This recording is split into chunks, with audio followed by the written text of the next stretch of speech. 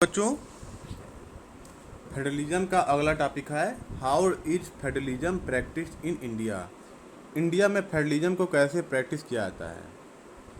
देखिए बच्चों, पहले आप लोगों ने पढ़ा है in our constitution there is no word related to federalism. Federal word तक का यूज हमारे कॉन्स्टिट्यूशन में नहीं किया गया है।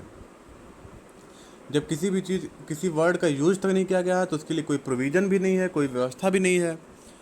फिर सवाल उठता है कि जब कॉन्स्टिट्यूशन में कोई व्यवस्था नहीं है फेडरलिज्म के लिए, तो फिर फेडरलिज्म हमारे कंट्री में सक्सेस कैसे हुआ। तो आज हम देखेंगे फेडरलिज्म के सक्सेस होने का रीज़न और उससे रिलेटेड जो मेन स्टेप्स हैं उसके बारे में आज हम स्टडी करेंगे।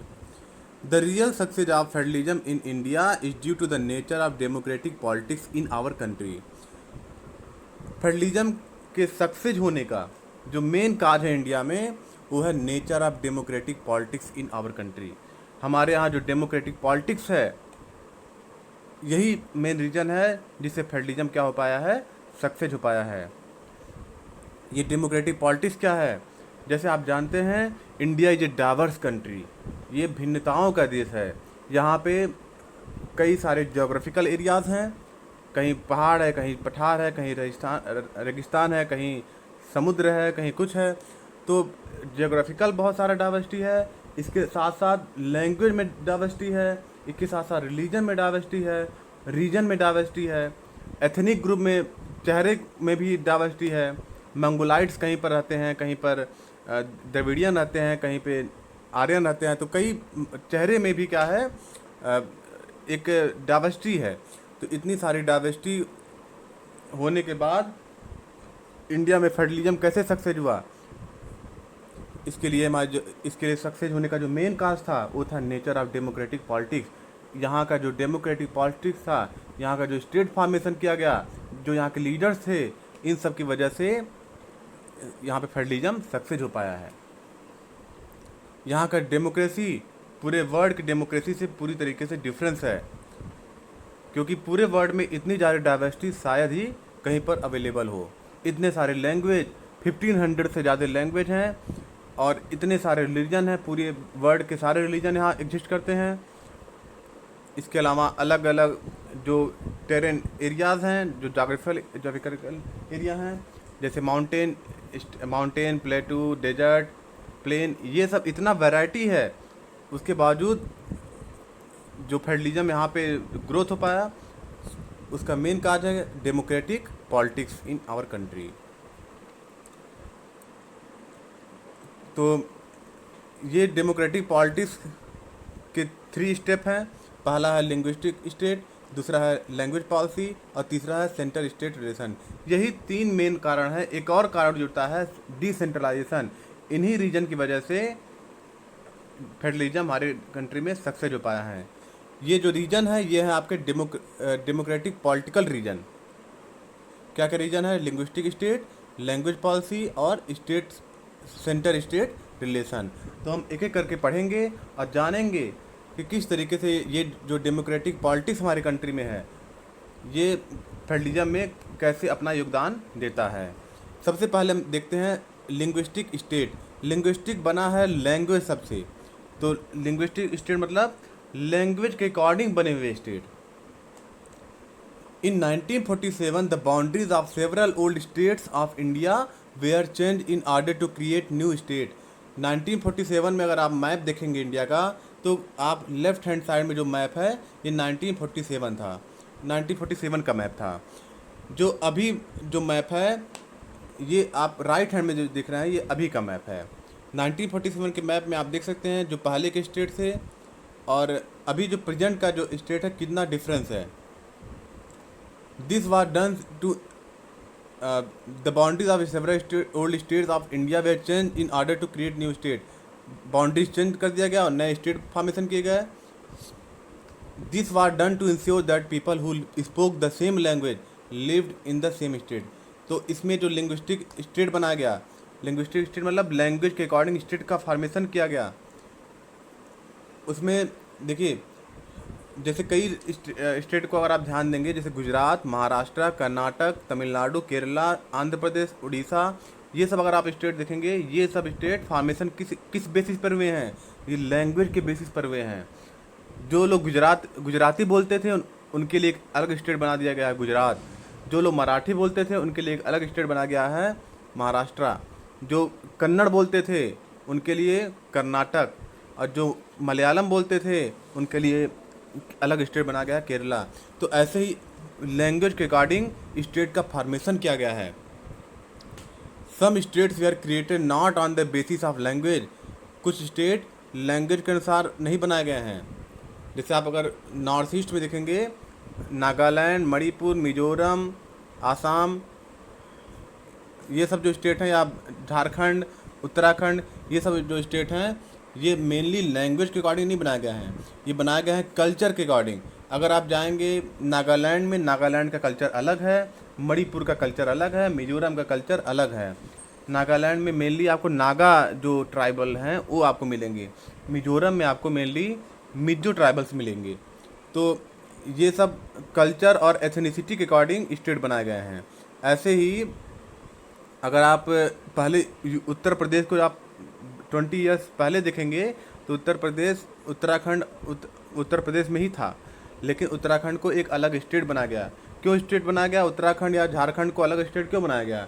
क्योंकि ये जो स्टेट थे, ये अपने मूल स्टेट यानी उत्तर प्रदेश और बिहार जो मूल स्टेट से पूरी तरीके डिफरेंट थे। यहाँ पे माउंटेन थे, उत्तराखंड में क्या है? माउंटेन है, जबकि झारखंड में क्या है? प्लेटू है। इन जियोग्राफिकल रीजन की वजह से इन स्टेट का फॉर्मेशन किया गया है।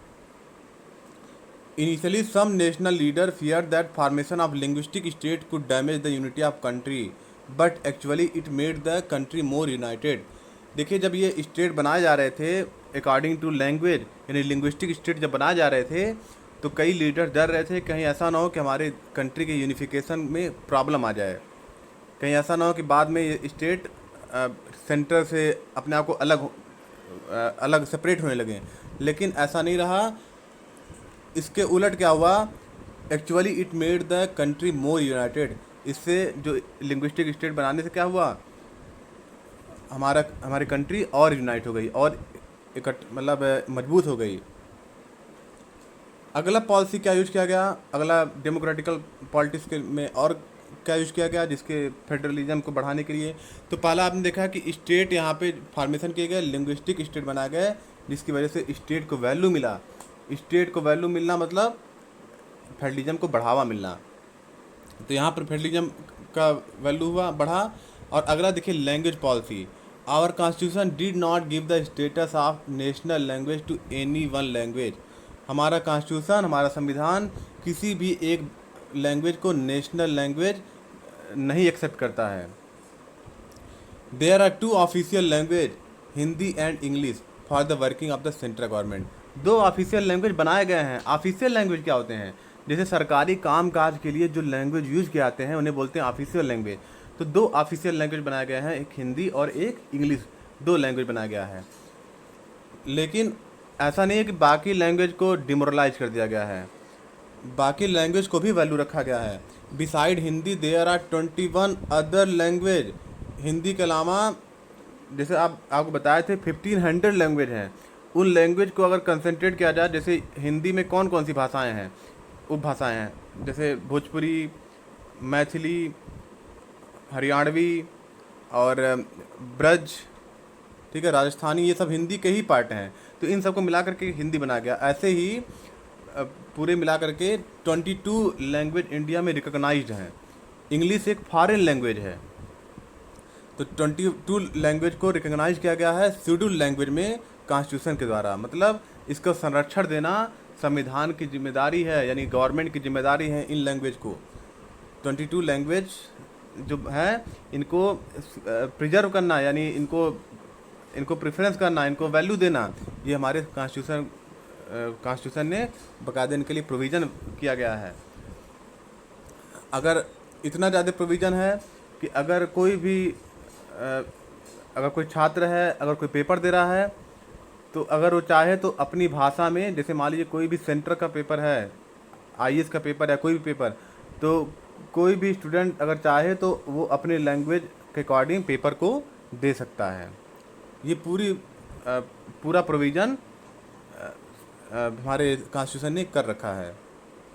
मिस श्रीलंका की तरह नहीं कि वहाँ पे केवल एक ही लैंग्वेज को अडॉप्ट किया गया। हमारे कंट्री में 22 लैंग्वेज को अडॉप्ट किया गया, 22 लैंग्वेज को प्रमोट किया गया है। स्टेट टू है their own official language. State का भी अलग अलग स्टेट का एक ऑफिशियल लैंग्वेज है। जैसे आप देखेंगे उत्तर प्रदेश का 2 ऑफिशियल लैंग्वेज है, हिंदी और उर्दू। ऐसे ही आप अगर केरल में जाएंगे तो वहाँ पर भी एक ऑफिशियल लैंग्वेज है मलयालम। गुजरात में जाएंगे, गुजरात का ऑफिशियल लैंग्वेज है गुजराती। ऐसे अलग अलग स्टेट का अलग अलग ऑफिशियल लैंग्वेज भी रखा गया है। Unlike Sri Lanka, the leaders of our country adopted a very cautious attitude in spreading the use of Hindi. देखिए श्रीलंका की तरह नहीं, श्रीलंका में तो केवल एक ही लैंग्वेज को वैल्यू दिया गया, सिंहाला को ही। हमारे कंट्री के जो लीडर्स थे इन्होंने बहुत ही सावधानी से सारे लैंग्वेज को ध्यान में रखते हुए हिंदी को स्प्रेड किया। हिंदी को यहाँ भी प्रमोट किया जाता है, लेकिन ऐसा नहीं है कि इम्पोज किया जाता है। इम्पोज ना करके केवल प्रमोट किया जाता है। इम्पोज करना मतलब किसी के ऊपर थोप देना। जैसे श्रीलंका में किया गया कि आपको नौकरी चाहिए तो आपको सिंहाला बोलना पड़ेगा, तो श्रीलंका में इम्पोज किया गया, हमारे यहाँ प्रमोट किया गया। हिंदी को प्रमोशन दिया गया जगह जगह पर, लेकिन इम्पोजिशन नहीं किया गया, किसी के ऊपर थोपा नहीं गया।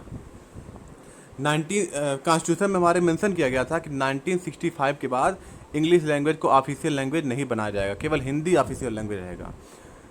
लेकिन जब 1965 के आते आते जो साउथ इंडियन जो स्टेट से उन्होंने इस पर आंदोलन चालू कर दिया, तो हमारे जो लीडर्स हैं उन्होंने इसको फ्लेक्सिबिलिटी रूल अप्लाई किया और एक्सेप्ट किया कि ठीक है कोई बात नहीं, हिंदी और इंग्लिश दोनों अब रहेगा हमेशा के लिए।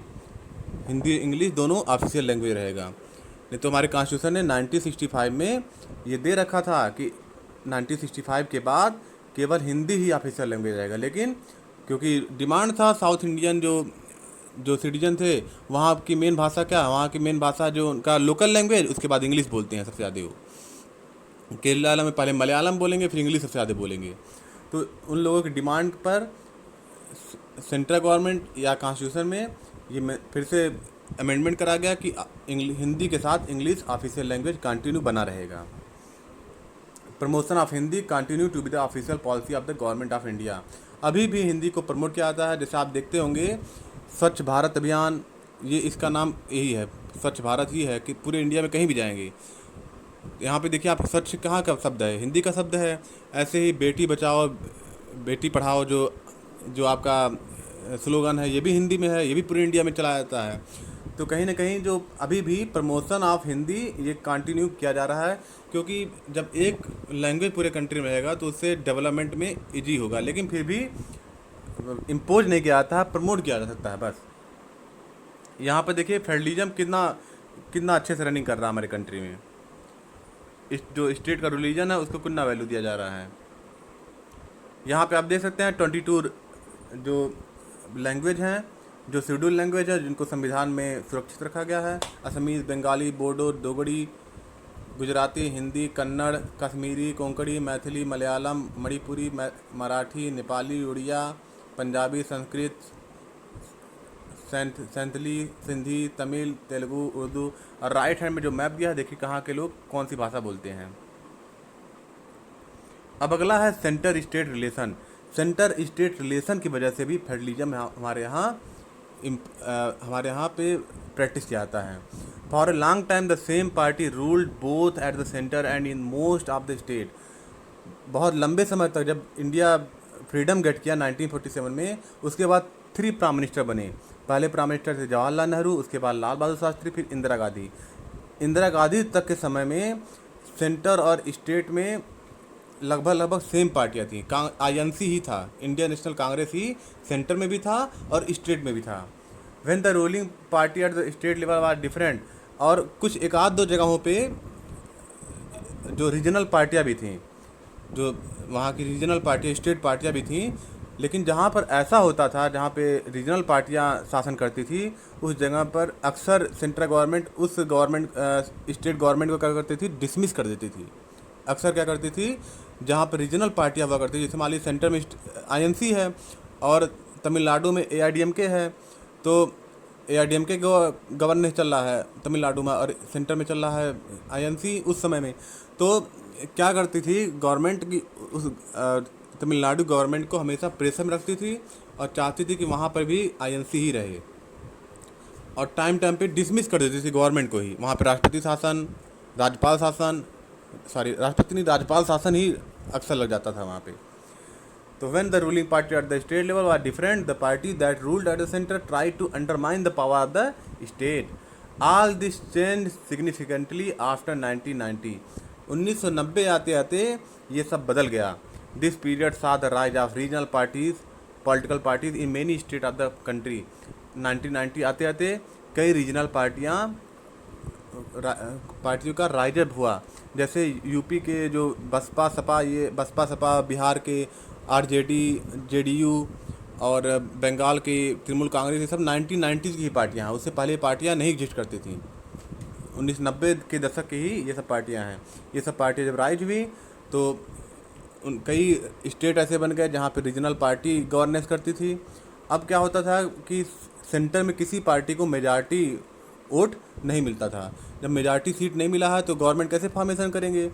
इसके लिए वो क्या करते थे, एक या दो तीन पार्टियां मिल करके, दो तीन पार्टियों से मिल करके वो गवर्नमेंट फॉर्मेशन करते थे। तो इस प्रोसीजर को बोलते हैं कॉलिशन गवर्नमेंट। जो गवर्नमेंट फॉर्मेशन करना by the alliance with other parties, इसे बोलते हैं कॉलिशन गवर्नमेंट। तो कॉलिशन गवर्नमेंट 1990s के बाद आने लगा, जिससे कई जो रीजनल यानी जो स्टेट्स हैं उनको भी वैल्यू मिलना स्टार्ट हो गया। साथ में सुप्रीम कोर्ट ने भी इसमें बहुत हेल्प किया। सुप्रीम कोर्ट ने बहुत सारे नियम कानून बनाए जिससे कोई भी central government easily state government को डिसमिस नहीं कर सकता था। दस federal power sharing is more effective today. अब देखिए फेडरल पावर इस सेंटर स्टेट रिलेशनशिप की वजह से, इस कोलिशन गवर्नमेंट की वजह से। कोलिशन गवर्नमेंट क्या होता है? A government form by two और मोर पार्टीज, ठीक है, उसे क्या बोलते हैं? Coalition government. जब दो या दो से ज़्यादा पार्टियां मिल करके गवर्नमेंट फॉर्मेशन करती हैं तो उसे बोलते हैं कोलिशन गवर्नमेंट। जैसे अभी आप जो प्रेजेंट टाइम में जो गवर्नमेंट किस पार्टी गवर्नमेंट है, तो आप लोग कहेंगे बीजेपी, लेकिन ऐसा नहीं है। अभी प्रेजेंट टाइम में एनडीए गवर्नमेंट है। एनडीए मतलब नेशनल डेमोक्रेटिक अलायंस, उसी का मुख्य जो घटक दल है वो है बीजेपी। इसके अलावा एनडीए में बहुत सारी पार्टियां हैं, जैसे जेडीयू और अकाली दल, पहले शिवसेना भी थी। तो ऐसे कई पार्टियां हैं जो एनडीए पार्टी, जो इस समय रूलिंग अपना दल, तो ये सब पार्टियां क्या हैं? लोजपा, ये सब आपके रीजनल पार्टियां हैं जो सेंट्रल जो बीजेपी के साथ मिल करके कॉलिशन गवर्नमेंट फॉर्म करके सेंट्रल गवर्नमेंट को रनिंग करा रही हैं। ठीक है, तो इस तरीके से हमने देखा कि स्टेट का वैल्यू बढ़ता गया। इन सब रीजनों, यही सब रीजन है जिसकी वजह से स्टेट का जो वैल्यू है वो इंडिया में अभी भी है, और federal power sharing is more effective today. अब देखिए यहाँ पे दो फिगर दिए गए हैं। पहले कंडीशन क्या था? पहले स्टेट देखिए केरला, महाराष्ट्र, बाकी स्टेट सेंटर के पास पावर के लिए जाते थे। लेकिन अब क्या है, जब से कॉलिशन गवर्नमेंट आ गया, कॉलिशन गवर्नमेंट में आने की वजह से सारे जो स्टेट हैं उनका वैल्यू बढ़ गया है, और स्टेट को अब पावर के लिए रिक्वेस्ट नहीं करना पड़ता, अब उनको पावर डिमांड पर ही मिल जाता है। जैसे आप पार्टियाँ, जैसे मान लीजिए रीजनल पार्टी किसी पार्टी को गवर्नमेंट बनाना है, कॉलिशन करना है, तो क्या करेगा? छोटी पार्टियाँ बड़े पार्टी के ऊपर एक वो करती हैं कि अगर आप मेरे स्टेट को ये आप प्रोविज़न व्यवस्था करेंगे तभी हम आपका सपोर्ट करेंगे। तो इससे आप पहले क्या था, पावर मांगना पड़ता था, अब क्या है, पावर दिया जाता है जिस पार्टी को गवर्नमेंट फॉर्मेशन करना हो। तो इस तरीके से इंडिया में फेडरलिज्म प्रैक्टिस किया जाता है। अब लास्ट टॉपिक में हम पढ़ेंगे डिसेंट्रलाइजेशन इन इंडिया। अब इस पर क्वेश्चन जो आपके पूछे आते हैं, पहला क्वेश्चन पूछा जाता है कि इंडिया का ऑफिशियल लैंग्वेज कौन सा है, तो आप बोलेंगे हिंदी और इंग्लिश। तो आप दूसरा क्वेश्चन पूछ सकता है कि अक्सर पूछता है कि इंडिया का लैंग्वेज पॉलिसी और श्रीलंका के लैंग्वेज पॉलिसी में क्या डिफरेंस है, तो आप बता सकते हैं कि इंडिया का लैंग्वेज पॉलिसी क्या है कि इसमें 22 लैंग्वेज को शेड्यूल लैंग्वेज बनाया गया है और किसी लैंग्वेज को इम्पोज नहीं किया जाता है। हिंदी को प्रमोट किया जाता है लेकिन इम्पोज नहीं किया जाता, जबकि श्रीलंका में क्या है, बाकी लैंग्वेज को डिमोरलाइज किया जाता है और सिंहलीज को सबके ऊपर इम्पोज किया जाता है। इसके अलावा इंडिया में लिंग्विस्टिक स्टेट का फॉर्मेशन किया गया, जबकि श्रीलंका में ऐसा कुछ नहीं किया गया है। तो ये डिफरेंस पूछ सकता है।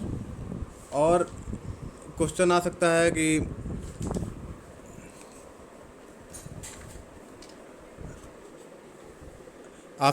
इंग्लिश को ऑफिशियल लैंग्वेज कॉन्स्टिट्यूशन में कब तक का मेंशन किया गया है, इसका आप आंसर होगा 1965 तक। कोलिशन गवर्नमेंट का डिफिनेशन पूछ सकता है। कोलिशन गवर्नमेंट किसे कहते हैं? When two or more parties come together to form or participate in a government formation, then this is called coalition government. तो आई थिंक आपको ये समझ में आ गया होगा। अब next topic decentralisation in India.